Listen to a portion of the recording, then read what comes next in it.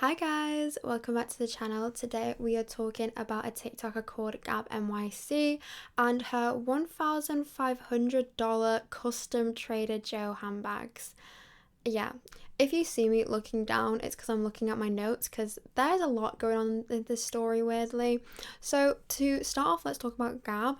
If you don't know who Gab/Gabby is, she's a 26-year-old artist and writer based in New York City. Her TikTok is super aesthetic, very curated, very artsy. She lives on the Upper East Side and her whole vibe is very much rich girl. Like, I was viewing her TikToks just for this video, like I was just scrolling through and oh my god, she called me poor in like 200 of her videos. But you know, like it is super curated. I would say she does switch styles of content, like she doesn't have a specific niche. So currently a lot of it is about her Trader Joe handbags. I don't know why, I think it's like the only thing that kind of got her like famous. But if you like scroll down, a lot of it is like vloggy content and outfit, like fit checks. Very, very curated, very New York influencer-esque. And I would not actually know that she's an artist based on her content, at least like from 2-3 months ago. That seems to be something that she's recently kind of started doing, or at least recently started really promoting. So the drama that she's involved with involves these Trader Joe tote bags. And I live in the UK, so I have no clue what the hell these are and why people are so obsessed with them. Like, if I'm really being honest, I had no clue that these were even a thing. But through my research, they're just these shopper totes. And recently, Trader Joe's have dropped like a pastel collection. So it does look cute, but apparently people are reselling these online for like $30, some even like 100, some even 1,000. It's actually insane. And basically Gabby buys these totes and she just paints on them. It's very cute. It actually reminds me of like TikTok in lockdown where people were painting their calculators. I don't know if like people remember that, but I was in high school at the time and I painted my calculator, and basically anybody who had any sort of like shred of artistic talent were painting their bloody calculators. But anyways, she sells these painted tote bags and not for a fair price. And someone did call her out, which prompted Gabby to make a TikTok, which I will play in a second. But she doesn't read the first message out, so I'll read it out for you guys.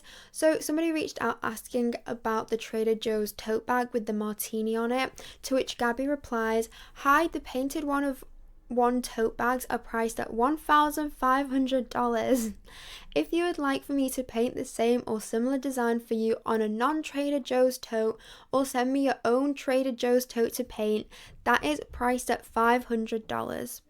A painted icon/simpler design would be $250.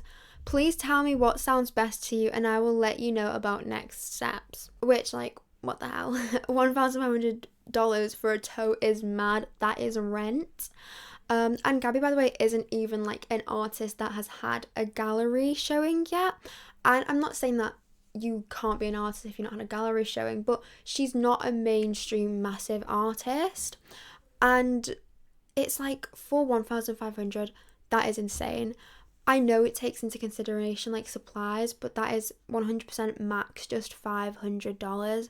And in her TikTok, she does explain this, which I will play it for you as promised. You guys can read that. This is just like the standard message that I send everyone who reaches out asking about the totes. Just because Trader Joe's totes are in really high demand right now, the price is a bit higher than it typically is. She said, "Girl," and I was like, okay, well, like, let me be professional here and like actually provide context. But then I say, to provide context, I'm a professional artist, I work with major fashion brands, the prices reflect the time, material, skill, and attention to detail that go into each hand-painted piece. Which, again, at this point I thought maybe she just like didn't really know better. But then she says, "I will just paint the martini and 6 olives myself, thank you. Why are you so comfortable telling an artist, hey, I'm not gonna pay you for your work, but I'm gonna knock it off, steal your ideas, and do it myself?"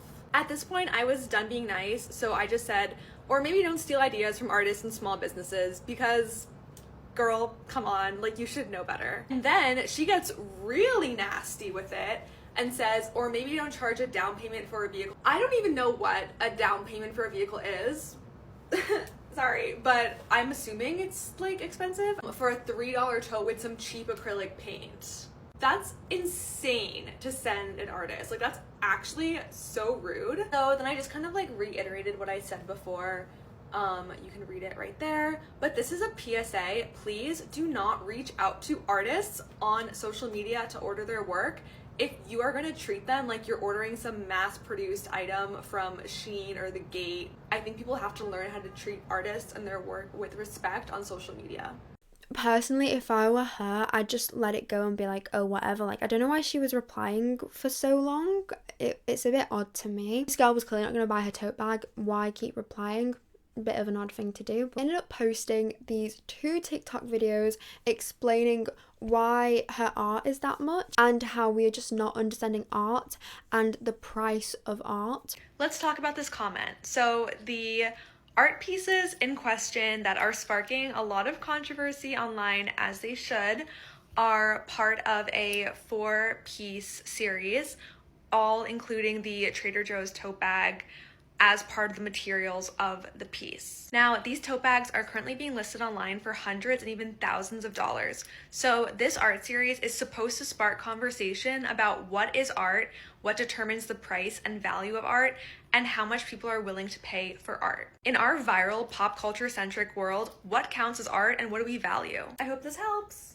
Also, if you do want to commission a custom tote bag or makeup bag for me, that's $250 to $500 because that's not like framed art. You know what, she's kind of, in a way, got a point. Like, to me, this hoodie, this is like a hoodie from like Naked Collective. I got this for, well, it retails at 100 quid. I got this on eBay for like 25 quid. So to me, the value of this hoodie is 25 quid.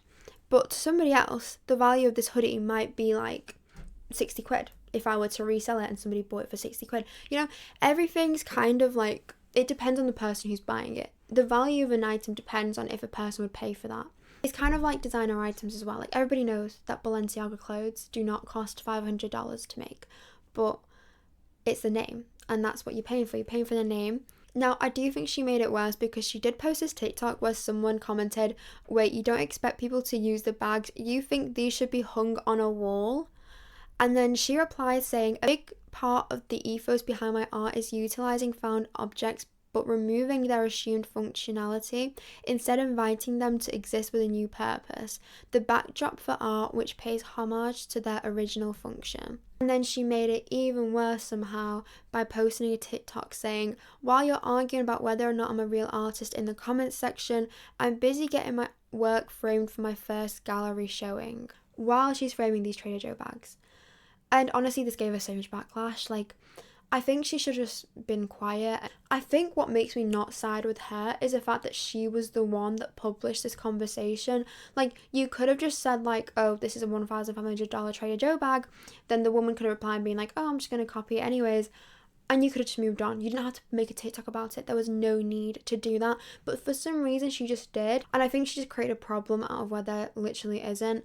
It's fine for people to not want to buy your art when they realise how expensive it is. But that's kind of it. I hope you guys really enjoyed this. I just thought it was crazy, wild drama. It's a little bit more chill than the stuff I've been covering recently, to be fair. Please leave a like, please subscribe, please comment. It really helps me out. And I hopefully will see you in another video. Bye-bye.